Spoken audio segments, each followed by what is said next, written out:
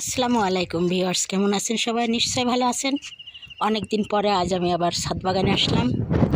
তা আমি একটু ঘুরে ঘুরে আমার ছাদ বাগানটা দেখাচ্ছি আপনাদেরকে। তা শুরুতে দেখতে পাচ্ছেন একটা পেঁপের গাছ, তারপরে এই যে পুঁইশাকের গাছ বড় হয়েছে, এই যে এখানে পেঁপের গাছ, বেগুন গাছ, ঢেঁড়সের গাছ, এই যে পুঁইশাকের গাছ। এখানে একটা পেঁপের গাছ ছিল কিন্তু বৃষ্টির জন্য এই গাছটা মারা যাচ্ছে। এখানে এই যে বেগুন গাছ, এই যে বেগুন গাছে দেখছি তো এই যে ছোট ছোট ডালি হয়েছে।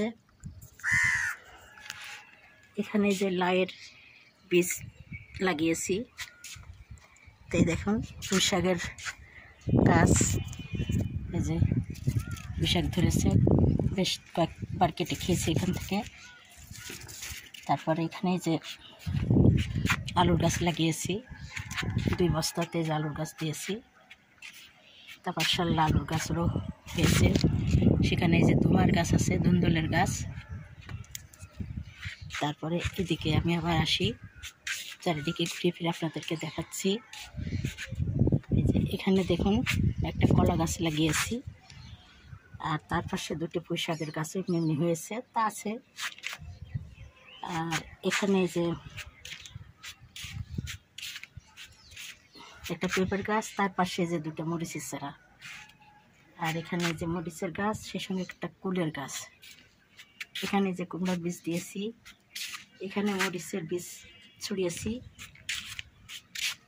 আর এখানে দেখুন বরবটির গাছ হয়েছে, ফুল হয়েছে কিন্তু ফুলটা ঝরে যাচ্ছে আর পাতাগুলো সব পাতে খেয়ে ফেলছে। এই মতো অবস্থায় কী করা যেতে পারে? যদি ভাই কোনো ইউটিউবারে জানা থাকে আমাকে একটু মেসেজে দিয়েন আমার কমেন্ট বক্সে। এখানে কি সমস্যা যে পাতাগুলোই যে এরকম খেয়ে ফেলছে আর ফুলগুলোই যে ঝরে যাচ্ছে? এই যে আপনাদেরকে একটু দেখাই,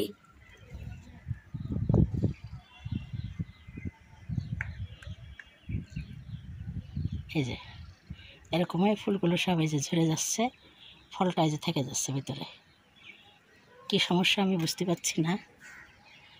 তো যাই হোক, কারো জানা থাকলে আমাকে একটু জানাবেন।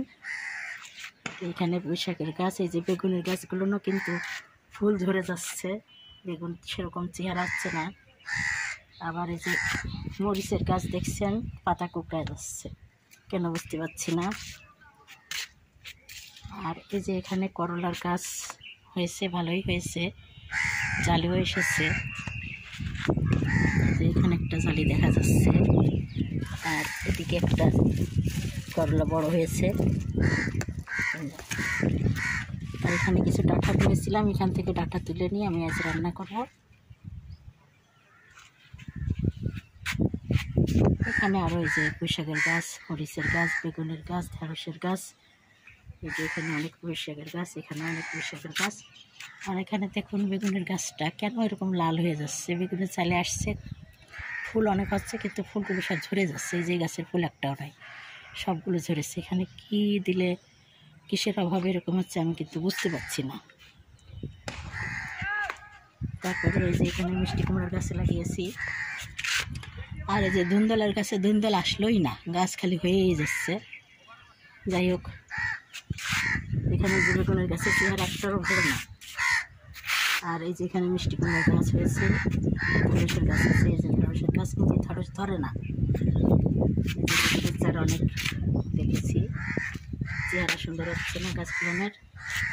আর এই যে লাউয়ের বীজ দিয়েছি এখানে চারা।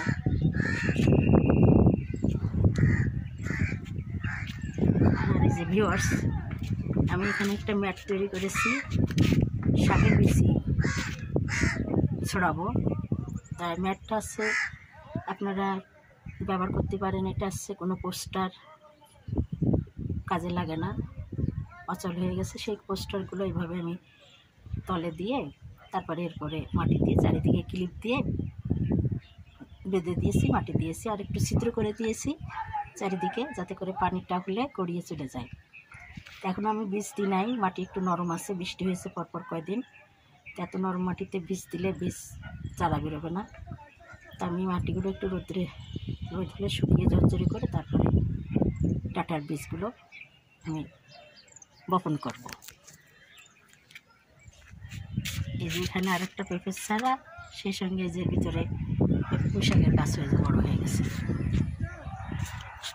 আর এই যে দেখতে পাচ্ছেন ড্রাগনের গাছ ছিল, সেখান থেকে তুলে নিয়ে এসে এখানে লাগিয়েছি। আর এই যে এই পাশের চেহারাটা ভালো না, তবে এটা চেহারা একটু ভালো হচ্ছে। তারপরে এই যে এখানে আরেকটা পেঁপের চারা আমি লাগিয়েছি। এই যে এখানে একটা আমি আবার পেঁপের চারা দিয়েছি। এদিকে আছে আরও গাছ, বড় পেঁপে শেয়ার করব। তা কেমন লাগলো আপনাদের আজকের আমার ছাদ বাগানটা? নিশ্চয়ই ভালো লাগলো। আর ভালো লাগলে অবশ্যই আপনারা আমার চ্যানেলকে লাইক, কমেন্ট, শেয়ার ও সাবস্ক্রাইব করে আমার পাশে থাকবেন। আজকের মতো বিদায় নিচ্ছি। আপনারা ভালো থাকুন, সুস্থ থাকুন। আবারও দেখা হবে ছাদ বাগানে। আল্লাহ হাফেজ। এই তো ভিউয়ার্স, আমার ছাদ বাগান থেকে এই পুঁইশাকগুলো আমি কেটে এখন আমার মেসের যতগুলো ছাত্রী আছে তাদের মধ্যে বিলি করব। প্রথম তুললাম আমি, আজ সবাইকে একটু একটু করে দিব, যাতে করে আরও অনেক অনেক ধরে, আমি যেন অনেক অনেক করে সবাইকে দিতে পারি।